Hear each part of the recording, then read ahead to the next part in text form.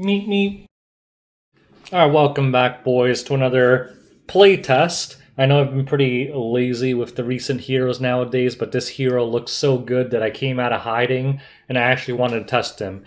You'll notice he's plus 15. I didn't even want to Grace of Growth him. Also, it was on cooldown, so I couldn't use it.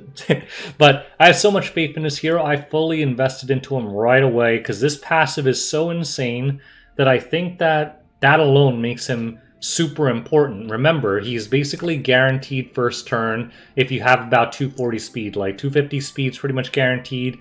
260 speed, I think, and you'll even outspeed like 320 speed openers, which is like super rare unless you're going up against like Jinte or something. I think 250 in most real world scenarios means he's guaranteed to get turn one no matter what. So I built him just around 250. Also, I didn't want to strip some of my other heroes.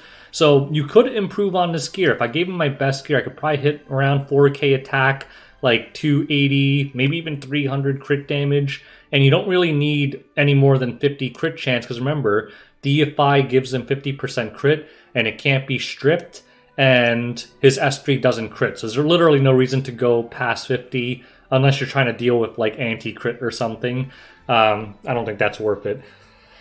But yeah, so the idea is you want him around 250 speed and then just as much offensive stats as possible. I don't know if a bruiser build is viable. If it is, we're not going to experiment with that today. I'm just going for the anti-initiator build.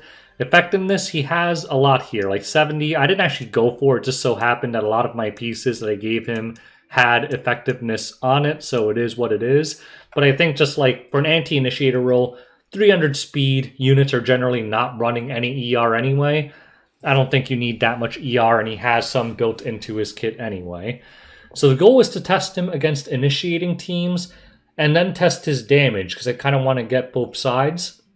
I think he's going to be an absolute monster against speed initiation teams, stuff that opens with stuff like Ran or Pyrrha or even C. Lilius, because even Playtests doesn't shut him down. And I think he's going to be absolutely insane. But for those of you who are scared to pull, I did this video so you guys could see it in practice. But I think realistically, guys, if you're not RTAing at all and you're scared of RTA, I think you could skip him. But if you're going to RTA, I think he's just such a powerful unit and you really should pull for him. But hey, let's go ahead to the arena and find out for sure. All right, so first up, I want to try him in the role that I think he's good in, which is obviously some kind of anti-cleave, where you can guaranteed speed contest people despite not having speed. You guys saw mine's only 250. We have no imprints and we're up against a Ran. And we also have Playtests, so we get to see that she doesn't do anything against him. And the goal here is for these kind of teams that rely on stuff, like obviously Ran wants to go first and push up C-Dom, then C-Dom pushes up everything. Is Zeo good at shutting stuff like that down? Now the one thing is we won't really see much damage from his S3 because it's based on the target's HP, so I doubt that he'll kill anything, at least with the S3. But look, my 250 speed, whatever, Zeo outsped this Ran. And now we can just counter-initiate, basically, and make this entire team's, whatever, concept useless. He's pushed back. Now we can use our Closet Charles. So even with this not particularly fast team, now we're just counter-cleaving him, right? And his whole team's pretty much just going to get obliterated here. So I think this is like the answer to people who can't speed contest. Let's find another team like that. Alright, so I picked this team. It's, again, kind of similar to Sea Lilies instead of a Ran, but again, obviously the Sea Lilies is meant to speed contest. But he can't do that because Zeo is now the fastest unit in the game. So if we don't get resisted, we're just going to push it back. Boom, and we get to impose our will instead. And a good thing is not only do you like silence them, you push them back so you completely deny their turn to stop any like shenanigans with you know, like dual attacks or anything like that, even if they're silenced. And bop. Yeah, and they're little, I mean, I wouldn't consider this defense, like I don't even really understand this defense, but the point is still that he couldn't really do anything. Actually, we get to see this S1 damage now with the DFI. 4,600 into 8,600. It's pretty solid. Let's try one more like that. Alright, last one like this. I couldn't actually find the Ran anymore, so we'll just hit a silliest Playtests team again. So again, let's just ruin this guy's opener. It is going to proc Rimuru. That's why I brought my own Politist to try and stop his push a little bit. Oh, actually, no. I didn't do enough damage to get that Closet Charles thing. Alright, so perfect. We get to just open then. Although Rimuru might steal invincibility now, but the rest of his team will be dead, so who cares. Bop. So nice. Alright, we're gonna try like a bruiserish comp now. Alright, so now that we know that obviously he works as like a counter initiator, let's see like some of his damage potential. So I'm using as the only DPS against this squad. And all I'm trying to figure out is, can he single-handedly do enough damage to wipe through a team? With the DFI, I actually think he could. So, what do we got here? What do we want to... We don't actually need to use this on anything. Whatever, I guess we could still push back Celilius. And then provoke the Rimuru. Okay, that actually did a ton of damage. Actually, I want to use it on the Aravi because it's based on the target's whatever, like max HP, so it would actually hit the Aravi pretty hard. So we'll push up Zio. And what do we want to do here? This thing just stuns, right? Dispels buffs and stuns, so when we stun this Shu before anti-crit goes up. Nice. Okay, so we get analyzed. Okay, good. I was worried we were going to give him escort, but he didn't steal that. Still the effectiveness buff. He could have that. It's going into Zio, but with the damage reduction plus escort, I mean, he's taking like no damage. Alright, let's hit the Cilius. So she's at 50% HP. Had a barrier. That is pretty big damage for an S1. Okay. Ooh, we're getting countered though. Oh, stop that. We'll heal up. And look, Zio's already getting another turn because of his little passive thing. Should we just try and delete the Rimuru? He's at full HP when he started. Holy cow! Yo! That thing hurts! It hurts! One shot at a Rimuru. And Rimuru's not like the tankiest hero in the game, especially depending on how you built it, but he's not the squishiest either. Typically not something that's going to just get one-shotted immediately by an S1, right? Okay, let's go into the Shu. This thing has like 100% counter rate. It is kind of annoying. Alright, DFI's about to run out though, but that's a Shu. We get countered. Boom! Ho ho ho! We almost one-tapped a Shu.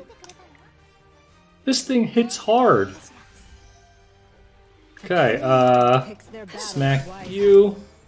Wow, this Shu is literally countered every single time. It's pretty crazy. Well, whatever.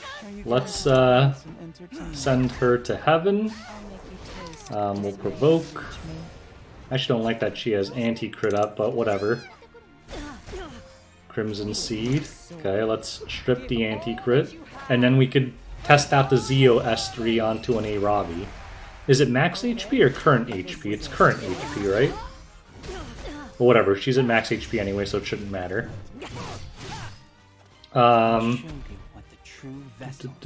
Target's current health. Okay, so let's see how much damage this does on Aravi, because she has a crap ton of health. No proof, because it's on Crimson Seed. 14k. That's not terrible at all. Okay. Let's provoke so we don't tickle it. And let's see, a half HP Aravi against an S1. Bop bop. 7,000 into another 12, and she's dead. Yeah, alright, let's go to the summary. This hero's boss. Alright, so what do I think about this hero? I think he's freaking unbelievable, guys. Anytime there's a hero that does something that literally no other hero in the game can do, and it's something this powerful, it's gonna be something special, like Beeline. Like, even though Beeline isn't useful in every single match, just the fact that she does something that no one else can do makes her super critical. This is literally a hero. I mean, ignore the wording of this passive. Basically, the passive is, this hero goes first regardless of speed, right? In practice, that's what that means. Because getting any hero to 250 speed, if you've been playing this game for any amount of time, is not hard. And for all intents and purposes, unless you're versing like the craziest speed person with like 80 imprints at the same time, you're gonna go first. Like bump him up to 260, he's gonna go first and completely ruin their intended rotation. You don't always have to even push back like their first hero. Like you don't always have to hit like Ran or whatever. If they're banking on something second going back, again, his move decreases their combat readiness by 40%, so you could manipulate their CR as well. So as a counter initiator, I think he's going to be really, really irritating. Obviously, cleavers can also use him as well, because as you can see, he actually hits really hard. The only problem with that is he has like the CR push-up. That's only if he kills someone, so he can't really be pushed up right away unless you're like running him with something weird like a follow-up A-Lots. So, and the S3 doesn't hit particularly hard as an opener. It definitely can't one-shot anything, no matter how you build him, based on what I've seen. So, cleavers can use him as well. Yeah, maybe as like a counter initiator. Yeah, like if a cleaver takes it first to stop you from speed contesting him. But no matter what, just that thing alone and the fact that he pushes back and silences makes him like an A+ unit. On top of that, DFI is just a super strong buff. Like you notice, you don't need to build crit chance really. 50% damage mitigation is insane. Insane. It's like, it basically means nothing can one-shot him, right? Other than like, true damage. And his S1, you guys all saw, hits extremely hard. So overall, even if he didn't do all that other stuff, just this alone, just the fact that we have a hero that basically has an I go first button in the game, he's truly something special. I don't think something that, if you're super serious, you should really be willing to miss out on. You'll notice how pumped I was at, but even before I play tested him, I plus 15'd him, right? That was for reasons, because I really thought he was going to be really good, and I wanted this in my kit. And honestly, I think I'm pretty pleased with his performance overall. So anyways, do you guys disagree? Is he actually a trash hero? I don't know. I think he's pretty damn good. But leave anything that I missed in the comment section below. I know a lot of you guys are super smart chads, smarter than a rat. So yeah, feel free to share your comments. Thanks for watching. Good luck if you do choose to pull for him. Until next time, boys. Peace out.